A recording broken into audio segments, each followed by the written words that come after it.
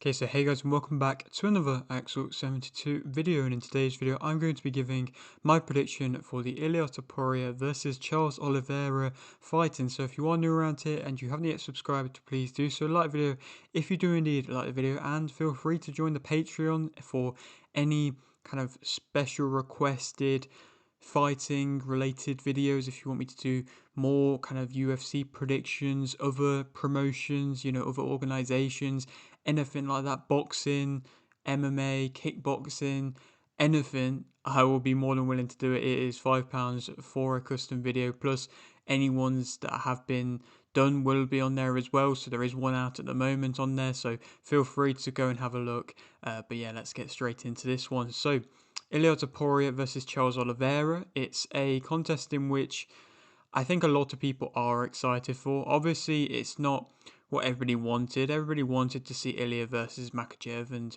nobody can deny that, to be completely honest. But Ilia versus Charles is still a very good, exciting fight. And I mean, the main kind of comparing factor in which everybody's trying to look at is the size difference between the two of them. Obviously, Topuria is coming up in weight from the featherweight division, and I mean, a lot of people, like I say, have been comparing the size of them. Rosas Jr. was the kind of the base mark of where people were trying to base the size of both of them are. I mean, Rosas Jr. he stood next to both of them, seemingly, or did a bit of training with both of them in the past, and Rosas Jr. looked a lot bigger than Topuria, and he looked about a good size with Oliveira. And then I think recently Cara France, when they were doing the promotion for this card, did a pose with or stood next to Ilia Topuria, and of course he's a flyweight, and again Ilia looked about the same size as him. And so obviously fighters blow up in weight in between the weigh-ins, and then in between actually fighting they try and put on as much muscle and I suppose as much weight as possible in that short period of time. But I mean, realistically, he wasn't that big for featherweight, and so I think people are forgetting that. I think obviously him coming up into the lightweight division will be interesting, but he was never that big for the featherweight division, and he was always able to deliver these knockouts nonetheless. And when he fought Holloway was so much bigger than him, but like I say, still he was able to close the distance and deliver the knockout. And again, like I say, so I don't know if that is going to play too much of a factor in this fight, even if it is, you know, what everybody seemingly is talking about at the moment. And I mean, it's interesting to see that he has been so keen to move up in weight. I think he is really set out on trying to become a star. And I mean, he's got the Spanish fan base, and he's got the whole thing with Real Madrid Football Club being behind him. And I suppose maybe that he's trying to push for a Spanish UFC card to happen and things like that. But I think he also notices that the bigger names are in the lightweight division. I mean, of course, you've got your Oliveiras, your Makhachevs, depending on what he decides to do, and then you've also got your Paddy Pimlets, in which, of course, people want to see Topuria versus Paddy, and then, I mean, some other just names as well as Gaethje and Poirier, and, I know Poirier's in his last fight, but still, like I say, there's some top names there and some top challengers. And then if you look at the possible guys in which he could have fought in the featherweight division in which he hadn't already fought, you probably are just looking at an Evloev or a Diego Lopez. And yes, they are good fighters, but they aren't kind of fan favorite names. They're not big names, and it seems like that's what Topuria is trying to do in the UFC. And I mean, it is a bit of a downer to an extent. I mean, he is basically just beating all of the fan favorite fighters at the moment. I mean, so far, Volkanovski twice, and no, Volkanovski once, and Max Holloway, like I say, two real big fan favorite fighters. And if he does it again against Oliveira here, and then he's on a trio of fights in which the fans are kind of rooting against him. But again, like I say, you can't deny what he's doing. It is excellent at the moment. And I mean, people were in the past saying that Holloway was the best boxer in the UFC. I mean, Holloway kind of proclaimed that himself. And the fact that Ilia knocked out Holloway, you kind of have to make the argument, does that mean that Topuria is the best boxer in the UFC? Perhaps, you look at some of the other possibilities of names, you could argue definitely that Topuria is one of the best boxers in the UFC, if not the best. He's got some real good slick defensive head movements, and he keeps his hands up high. He's often good at catching shots. He's got, of course, immense power when he throws, and he's accurate in his work. He doesn't waste a lot of punches, and again, it's a very smart boxing style. It's not just like your typical MMA kind of boxing stance where you're just throwing from your hands being quite low and you're leaving quite a lot of defensive errors and openings, and it's just not really like that with Topuria. He's so compact, and again, like I say, that's what I think kind of allows him to be able to be such a good boxer in the UFC. Will we ever see the fight against Makhachev? I mean, obviously, I'm not entirely sure. I don't think anybody's really sure. I mean, Makhachev has touched upon the fact that he is going to go up and fight JDM, of course, and that's kind of perhaps being talked about for about the November, December time, and then he might move back down again. But a lot of fighters, when they move up, when they move back, or if they're able to move back down again, they either don't want to do it or they just aren't the same kind of fighter again. It's very difficult to be able to fluctuate up and down weights and still be at the highest of levels. So, I mean, it wouldn't surprise me if Makhachev kind of forces Topuria to come up. And again, Topuria has said he'd be willing to move up into the welterweight division, but is that a good idea? I'm not entirely sure. And I mean, it is technically to an extent just holding up the entirety of the welterweight division. But it is interesting to see that they're not allowing Topuria to be double champ, or seemingly not allowing that. Is the UFC just kind of saying that they don't want to do that anymore? Are they encouraging interim belts to just go? And I mean, perhaps it is due to the fact of what we've seen with John Jones and Tom Aspinall, where of course everybody knows the story. Tom Aspinall's been waiting around so long for Jones, and then Jones has just retired. Maybe the UFC is looking at it now as in they don't want to have these interim champions that feel like they actually, that are showing to the fans, I suppose, that they actually are in a position where they, if they aren't getting the right matchups, then they should be champion. They are the deserved champion. And again, like I say, maybe they're just trying to stop that by having double champs and just kind of saying you can be a two-weight world champion, but you can't be a double champ at the same time, because there is just too many top names and there is too much, I suppose, egos and things like that. And you've got to, again, make the argument of the McGregor kind of situation where they don't want a name bigger than the actual company, the actual organization. I know that's been talked about quite a lot, and again, that's maybe why they're stopping the double champ type of status.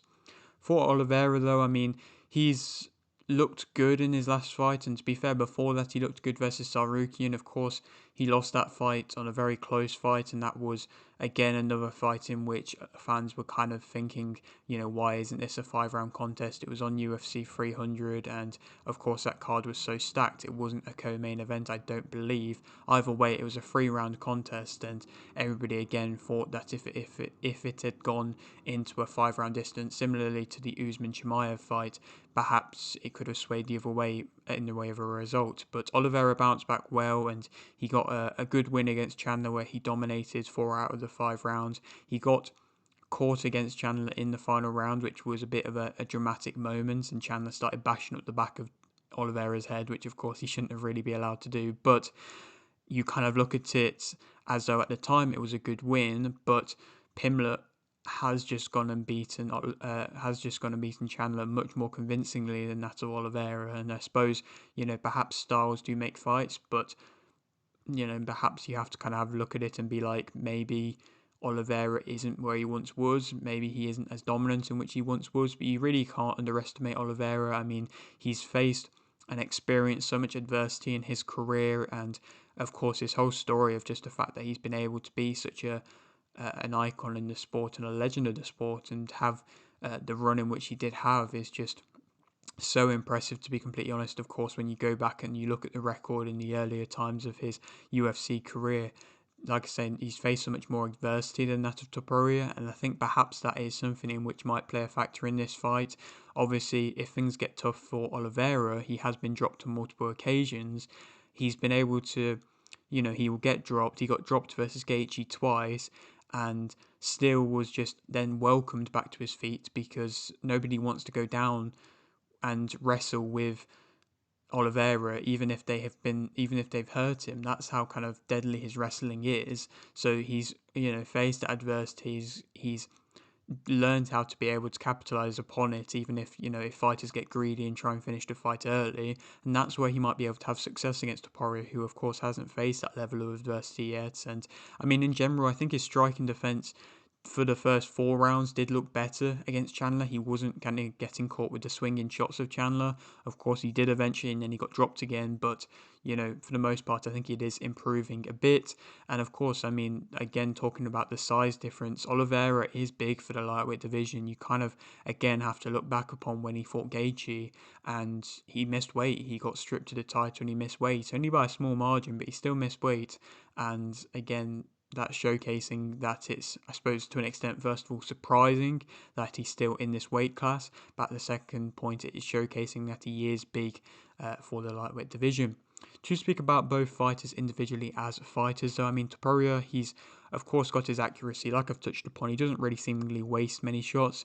I think he's very good at closing the range, and I mean, he had to do that so much so against Holloway, who of course lands quite good straight shots and can maintain a bit of a distance doing that, but he was still able to close the range and land big, of course.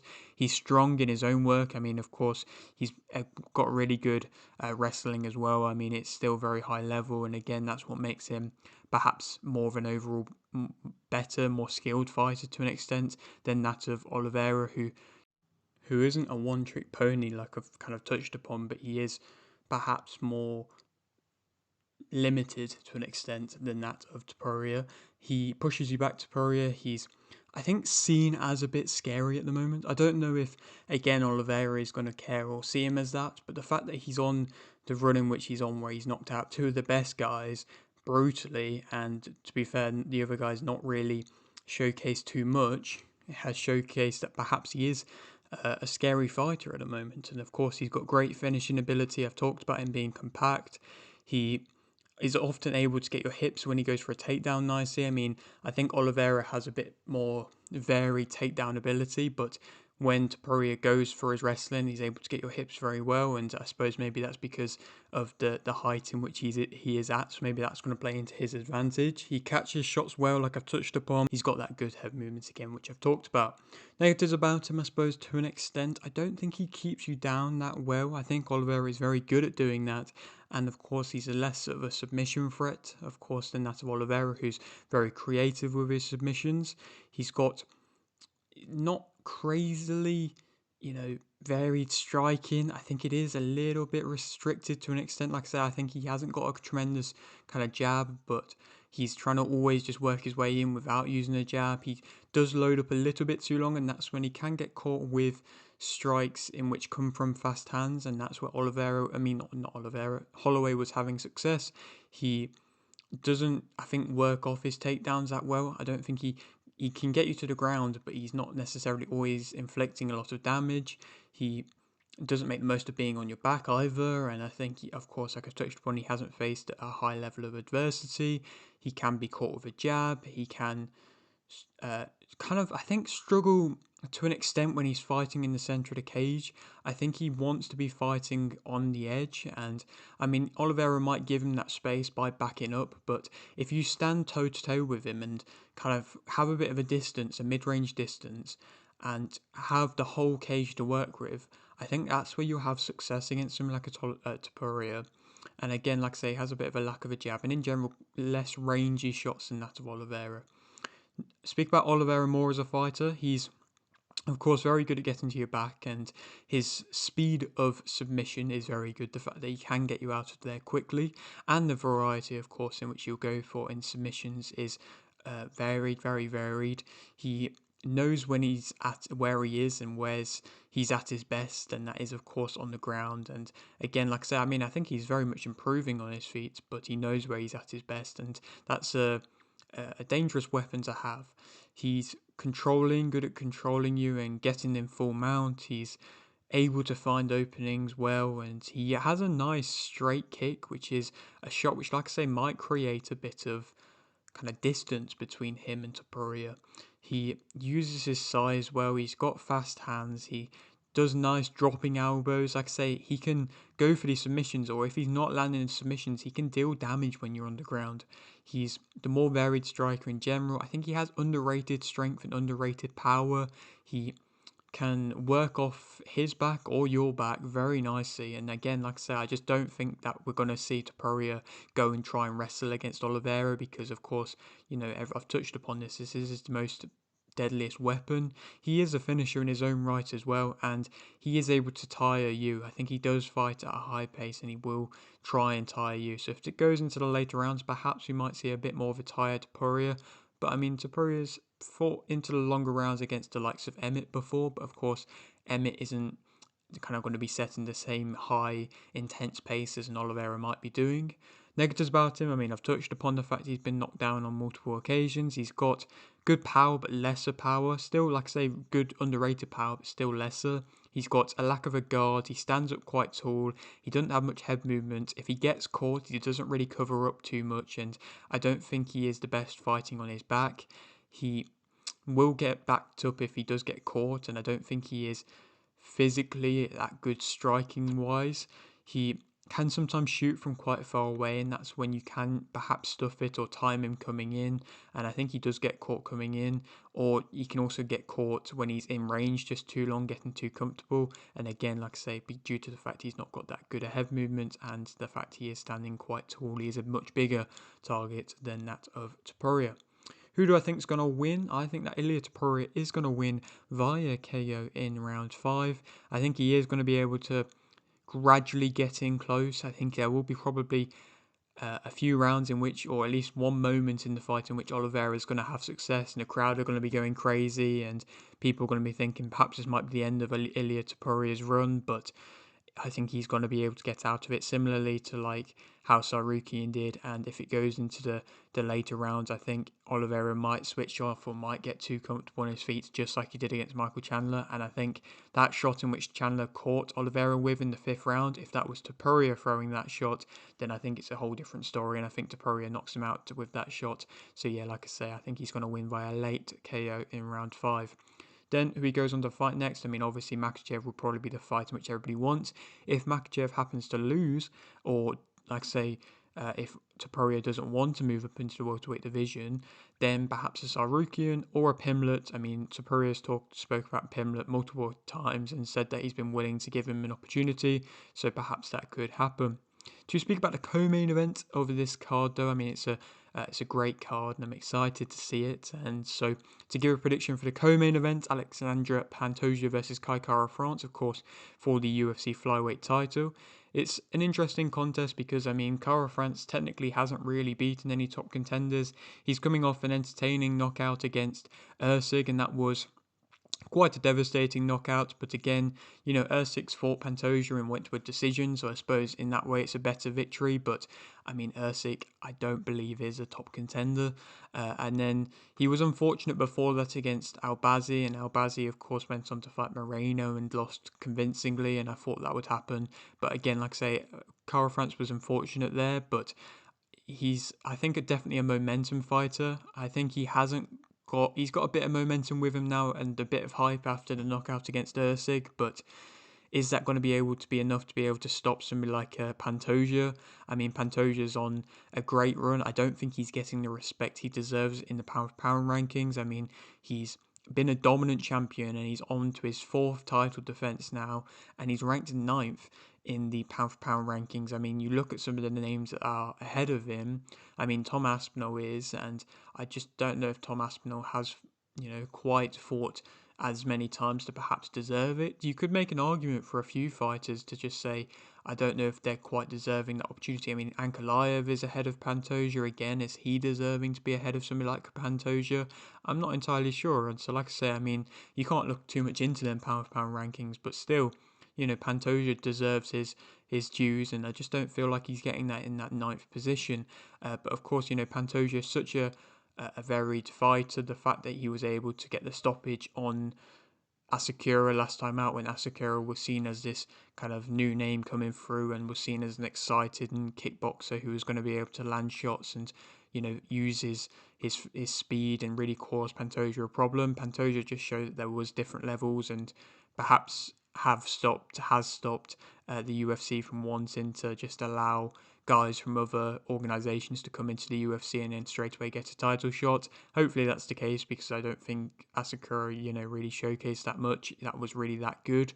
But still, Pantoja really dominated and again showcased his variety of ability, where he was able to strike really well and then distribute onto going and getting the submission as well, getting onto the back of Asakura and having some success there.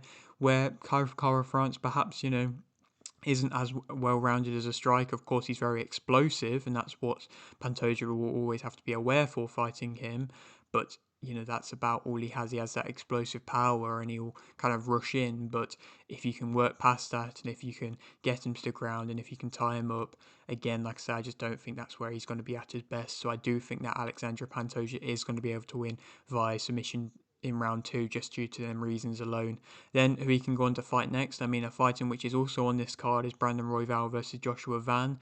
Joshua Van is coming in on less than a month's notice since his last fight, and coming in on short notice against Brandon Royval, since of course Manuel Karp, that fight fell through, and so Van is a real entertaining fight, coming off a very nice knockout last time out. And yes, this is a major step up against Royval, and we had Tyra not too long ago face Royval, and then that kind of hype train stopped. So maybe something might happen there, but Van is a different fighter to Tyra, and maybe he'll be able to cause more problems to Royval. And I think the whole of the UFC flyweight fan base are going to be wanting to see Van kind of get through Royval and get a title shot. So I think if he does, then he probably will get a title shot next.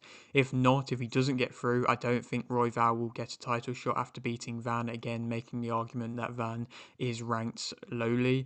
So maybe a Moreno trilogy could happen, due to the fact of the last time they fought it was only a split decision. Or perhaps an Ulanbekov could happen. I mean, there's talks about them possibly bringing some more Ryzen fighters into the UFC. Again, maybe they'll give him the opportunity like they did Asakura, but Ulanbekov had the one loss against, I believe it was Elliott, and then since then has been on a 3-fight winning streak where he's won already twice this year. He trains with Habib, and perhaps that could be an entertaining fight. Yes, he isn't ranked very highly himself, but maybe that could happen with a little bit of, the momentum that he's carrying. And then just one other fight in which I wanted to touch upon, not going to give a prediction for this one, but it's an entertaining one, and that is Beneil Dariush versus Renato Moicano. Two guys who are coming off dominant defeats, but two guys who are, I think, a very good matchup on paper. Of course, this was meant to happen on the Makhachev Sarukian undercard, but then everybody remembers Moicano stepping up on short notice to fight Makhachev. He's been rewarded with this fight still happening. Dariush hasn't fought in a while now, and again is coming off bad stoppage defeats, and again it will be interesting to see if he can fare up against the Moicano wrestling, kind of offensive wrestling style. But yeah, that is it for today's video. Hope you did enjoy. Like the video if you did, like the video, subscribe if you're new, and thanks for watching.